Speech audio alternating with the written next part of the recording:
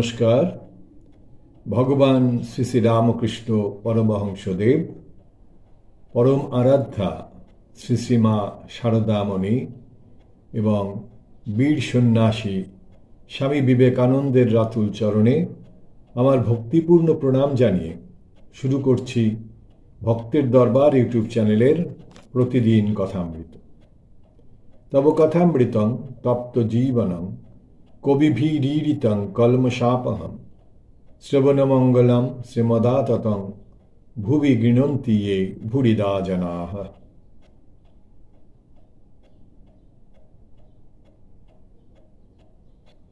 শ্রী শ্রীরামকৃষ্ণ কথামৃত আমরা পড়ব আজকে 853 পাতা। নরেন্দ্র ও ঠাকুর শ্রীরামকৃষ্ণ। আজ সন্ধ্যার পর ঠাকুরের কলিকাতায় যাইবার কথা আছে। ঝাউতলা থেকে ফিরিবার সময় মাস্টারকে বলিতেছেন, তাই তো কার গাড়িতে যাই। সন্ধ্যা হইয়াছে, ঠাকুরের ঘরে প্রদীপ জ্বালা হইল ও ধূনা দেওয়া হইতেছে। ঠাকুর বাড়িতে সব স্থানে ফরাস আলো জ্বালিয়া দিল, রোশন চৌকি বাজিতেছে। এবার দ্বাদশ শিব মন্দিরে, বিষ্ণু ঘরে ও কালী ঘরে আরতি হইবে। ছোট খাটটিতে বসিয়া ঠাকুরদের নাম কীর্তনান্তর ঠাকুর শ্রীরামকৃষ্ণ মার ধ্যান করিতেছেন। আরতি হইয়া গেল। কিয়ৎক্ষণ পরে ঠাকুর এদিক ওদিক ঘরে পায়চারি করিতেছেন ও ভক্তদের সঙ্গে মাঝে মাঝে কথা কহিতেছেন, আর কলিকাতায় যাইবার জন্য মাস্টারের সঙ্গে পরামর্শ করিতেছেন। এমন সময় নরেন্দ্র আসিয়া উপস্থিত, সঙ্গে শরৎ ও আরও দুই একটি ছোকরা। তাহারা আসিয়া ভূমিষ্ঠ হইয়া প্রণাম করিলেন। নরেন্দ্রকে দেখিয়া ঠাকুরের স্নেহ উথলিয়া পড়িল। যেমন কচি ছেলেকে আদর করে, ঠাকুর নরেন্দ্রর মুখে হাত দিয়া আদর করিতে লাগিলেন ও স্নেহপূর্ণ স্বরে বলিলেন, তুমি এসেছ। ঘরের মধ্যে পশ্চিমাশ্র হইয়া ঠাকুর দাঁড়াইয়া আছেন। নরেন্দ্র ও আরও কয়েকটি ছোকরা ঠাকুরকে প্রণাম করিয়া পূর্বাশ্র হইয়া তাহার সম্মুখে কথা কহিতেছেন। ঠাকুর মাস্টারের দিকে মুখ ফিরাইয়া বলিতেছেন, নরেন্দ্র এসেছে, আর যাওয়া যায়? লোক দিয়ে নরেন্দ্রদের ডেকে পাঠিয়েছিলাম, আর যাওয়া যায়? কি বলো? মাস্টার, যে আজ্ঞা, আজ তবে থাক। শ্রীরামকৃষ্ণ, আচ্ছা, কাল যাব, হয় নৌকায় নয় গাড়িতে। অন্যান্য ভক্তদের প্রতি, তোমরা তবে এসো, আজ রাত হল। ভক্তেরা সকলে একে একে প্রণাম করিয়া বিদায় গ্রহণ করিলেন। এরপরে যাচ্ছি আমরা শ্রী শ্রী রথযাত্রা, বলরাম মন্দিরে, প্রথম পরিচ্ছেদ। পূর্ণ, ছোট নরেন, গোপালের মা। শ্রীরামকৃষ্ণ বলরামের বাড়ির বৈঠকখানায় ভক্ত সঙ্গে বসিয়া আছেন। 30শে আষাঢ় 1292, আষাঢ় শুক্লা প্রতিপদ, সোমবার 13ই জুলাই 1885, বেলা 9টা। কল্ল শ্রী শ্রী রথযাত্রা। রথে বলরাম ঠাকুরকে নিমন্ত্রণ করিয়া আনিয়াছেন। বাড়িতে শ্রী শ্রী জগন্নাথ বিগ্রহের নিত্য সেবা হয়। একখানি ছোট রথও আছে। রথের দিন রথ বাহিরের বারান্দায় টানা হইবে। সেই রথ টানা এখনো চলছে। সেই বলরাম বাবুর বাড়ির রথ, যেটায় স্বয়ং ঠাকুরের হাতের স্পর্শ রয়েছে। ঠাকুর মাস্টারের সহিত কথা কহিতেছেন। কাছে নারায়ণ, তেজচন্দ্র, বলরাম ও অন্যান্য অনেক ভক্তেরা। পূর্ণ সম্বন্ধে কথা হইতেছে। পূর্ণের বয়স 15 হইবে। ঠাকুর তাহাকে দেখিবার জন্য ব্যাকুল হইয়াছেন। শ্রীরামকৃষ্ণ মাস্টারের প্রতি, আচ্ছা, সে, পূর্ণর কথা বলছেন, আচ্ছা, সে কোন পথ দিয়ে এসে দেখা করবে? দ্বিজকে ও পূর্ণকে তুমি মিলিয়ে দিও। এক সত্তার আর এক বয়সের লোক আমি মিলিয়ে দিই, এর মানে আছে।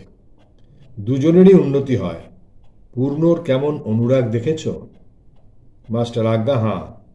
আমি ট্রামে করে যাচ্ছি, ছাদ থেকে আমাকে দেখে রাস্তার দিকে দৌড়ে এলো আর ব্যাকুল হয়ে সেইখান থেকেই নমস্কার করলে।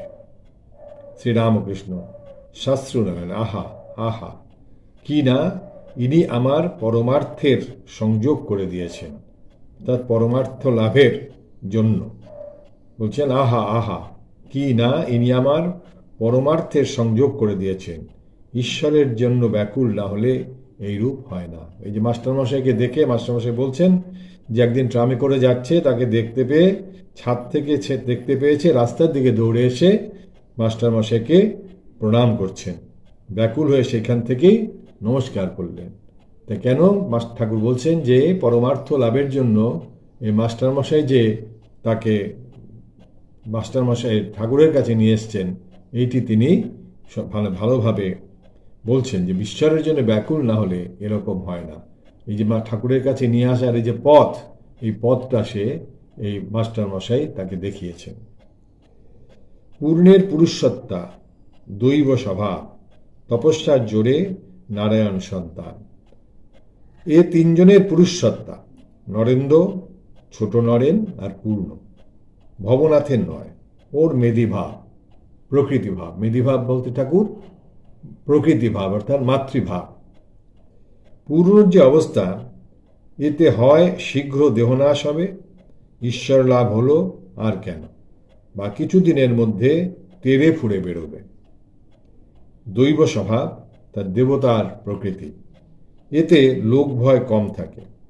যদি গলায় মালা, গায়ে চন্দন, ধূপধনার গন্ধ দেওয়া যায় তাহলে সমাধি হয়ে যায়।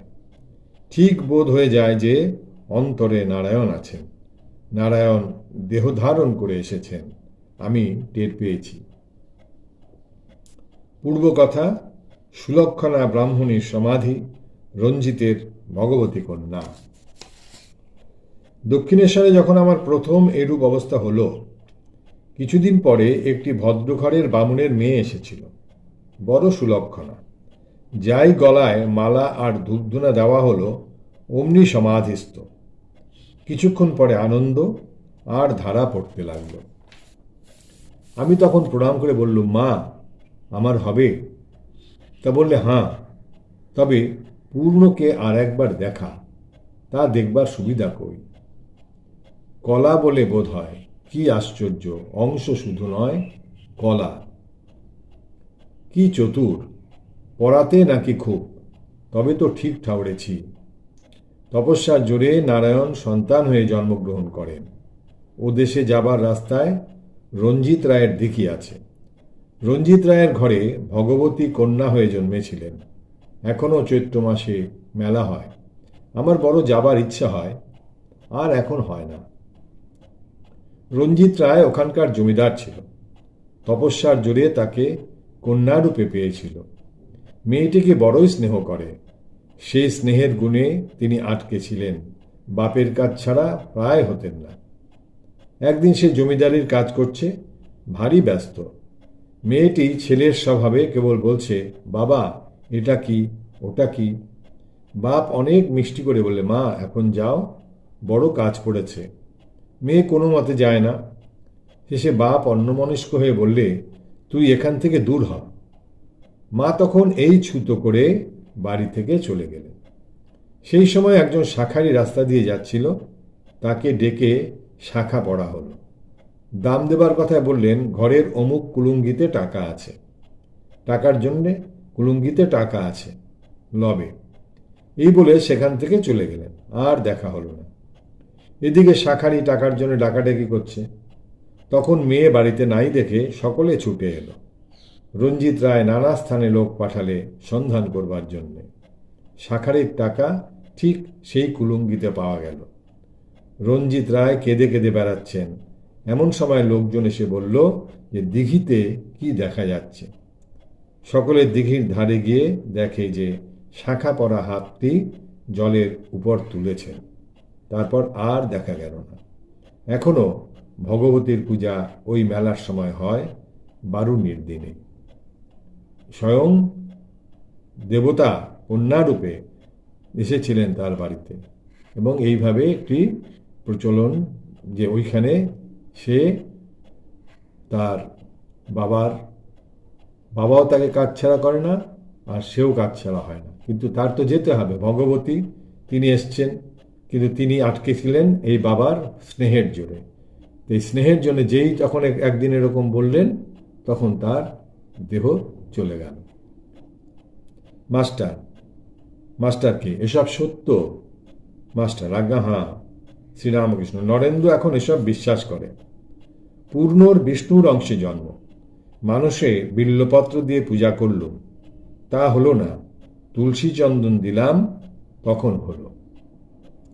তিনি নানা রূপে দর্শন দেন, কখনো নররূপে, কখনো চিন্ময় ঈশ্বরের রূপে। রূপ মানতে হয়, কি বলো?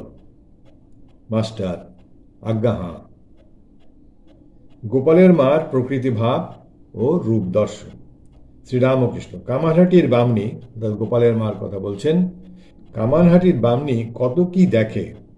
একলাটি গঙ্গার ধারে একটি বাগানে নির্জন ঘরে থাকে আর জপ করে। গোপাল কাছে শোয়। বলিতে বলিতে ঠাকুর চমকিত হইলেন। কল্পনায় নয়, সাক্ষাৎ। দেখলে গোপালের হাত রাঙা, সঙ্গে সঙ্গে বেড়ায়, মাই খায়, কথা কয়।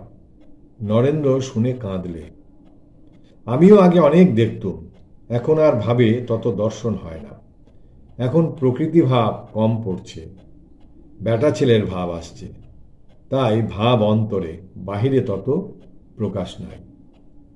ছোট নারায়ণের পুরুষ ভাব, তাই মন লীন হয়ে যায়, ভাবাদি নাই।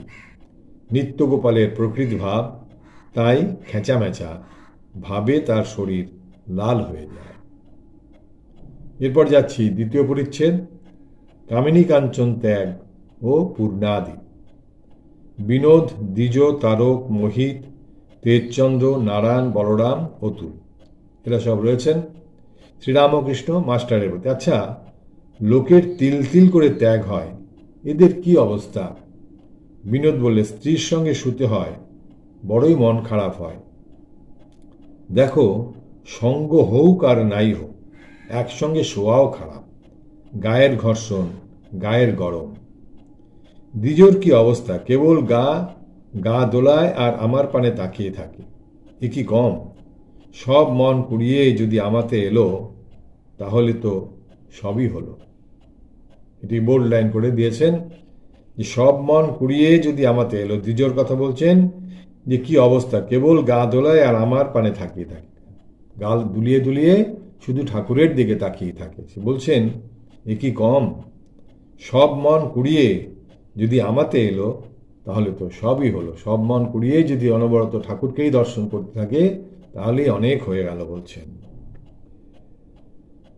ঠাকুর শ্রীরামকৃষ্ণ কি অবতার! আমি আর কি, তিনি। আমি যন্ত্র, তিনি যন্ত্রী। এর ভিতর ঈশ্বরের সত্তা রয়েছে, অর্থাৎ নিজে বলছেন এর ভিতর ঈশ্বরের সত্তা রয়েছে, তাই এত লোকের আকর্ষণ বাড়ছে। ছুঁয়ে দিলেই হয়, সে টান, সে আকর্ষণ ঈশ্বরেরই আকর্ষণ। তারক, বেলঘরের, বেলেঘাটা, বেলঘরের মানে বেলঘড়িয়ার। তারক ওখান থেকে বাড়ি ফিরে যাচ্ছে। দেখলাম এর ভিতর থেকে শিখার ন্যায় জল জল করতে করতে কি বেরিয়ে গেল পেছু পেছু। যে তারক বেলঘরের ওখান থেকে, দক্ষিণেশ্বর থেকে বাড়ি ফিরে যাচ্ছে। তো বাড়ি ফিরে যাওয়া কি যাচ্ছে ঠাকুর দেখছেন, যে দেখলাম এর ভেতর থেকে, অর্থাৎ তার শরীরের ভেতর থেকে শিখার ন্যায় জল জল করতে করতে কি বেরিয়ে গেল পিছু পিছু, অর্থাৎ তারকের পিছু পিছু সেই শিখার মতো একটি কিছু বেরিয়ে গেল। কয়েকদিন পর তারক আবার এলো দক্ষিণেশ্বরে। তখন সমাধিস্থ হয়ে তার বুকে পা দিলে এর ভিতর যিনি আছেন, এর ভিতর যিনি আছেন সে তারকের বুকে পা দিল। আচ্ছা, এমন ছোকরাদের মতন আর কি ছোকরা আছে? মাস্টার, মোহিতটি বেশ, আপনার কাছে দু একবার গিয়েছিল, দুটো পাশের পড়া পড়ছে আর ঈশ্বরে খুব অনুরাগ। শ্রীরামকৃষ্ণ, তা হতে পারে, তবে অত উঁচু ঘর নয়। শরীরের লক্ষণ তত ভালো নয়, মুখ থ্যাবড়ানো। এদের উঁচু ঘর, তবে শরীর ধারণ করলেই বড় গোল। আবার সাপ হলেও তো 7 জন্ম আসতে হবে, বড় সাবধানে থাকতে হয়। বাসনা থাকলেই শরীর ধারণ। একজন ভক্ত, যারা অবতার দেহ ধারণ করে এসেছেন তাদের কি বাসনা? শ্রীরামকৃষ্ণ হাস্যে, দেখেছি আমার সব বাসনা যায় নাই। এক সাধুর আলোয়ান দেখে বাসনা হয়েছিল ওই রকম পড়ি, এখনো আছে। জানি কি না আর একবার আসতে হবে, জানি কি না আর একবার আসতে হবে। বলরাম সহাস্যে, আপনার জন্ম কি আলোয়ানের জন্য? সকলের হাস্য। শ্রীরামকৃষ্ণ সহাস্যে, একটা সৎ কামনা রাখতে হয়, এই চিন্তা করতে করতে দেহত্যাগ হবে বলে। বলছেন একটি সৎ কামনা রাখতে হয় যে এই চিন্তা করতে করতে দেহত্যাগ হবে। সাধুরা 4 ধামের 1 ধাম বাকি রাখে, অনেকে জগন্নাথ ক্ষেত্র বাকি রাখে। তাহলে জগন্নাথ চিন্তা করতে করতে শরীর যাবে। গেরুয়া পরা এক ব্যক্তি ঘরে প্রবেশ করিয়া অভিবাদন করিলেন। তিনি ভিতরে ভিতরে ঠাকুরের নিন্দা করেন, তাই বলরাম হাসিতেছেন। ঠাকুর অন্তর্যামী, বলরামকে বলিতেছেন, তা হোক, বলুক গে ভণ্ড। বলছেন একজন গেরুয়া পরা লোক এসছেন, তো তার ভিতরে তিনি ঠাকুরকে নিন্দা করেন, তাই বলরাম বলছেন, তাই বলরাম হাসছেন, যে সেটা জানে সবাই যে ঠাকুরকে সে নিন্দা করে, কিন্তু ঘরের মধ্যে এসে অভিবাদন করে বসছেন তিনি। তা ঠাকুর তো অন্তর্যামী, বলরামকে বলছেন এই যে বলরাম হাসছেন, তা ঠাকুর কেন বলরাম হাসছেন তিনি বুঝতে পারছেন। সেজন্য ঠাকুর বলছেন যে তা হোক, বলুক গে ভণ্ড, আমাকে যে ভণ্ড বলছে তাতে আমার কোনো অসুবিধে নেই। এই বলে আমরা আজকে এখানেই রাখছি। নিরঞ্জনং নিত্যম অনন্তরূপং ভক্তানুকম্পা ধৃত বিগ্রহং বৈ ঈশাবতারং পরমেশ্বমিডং তং রামকৃষ্ণ শিরসা নমামি। হরি ওম তৎসৎ। শ্রীরামকৃষ্ণার্পণমস্তু।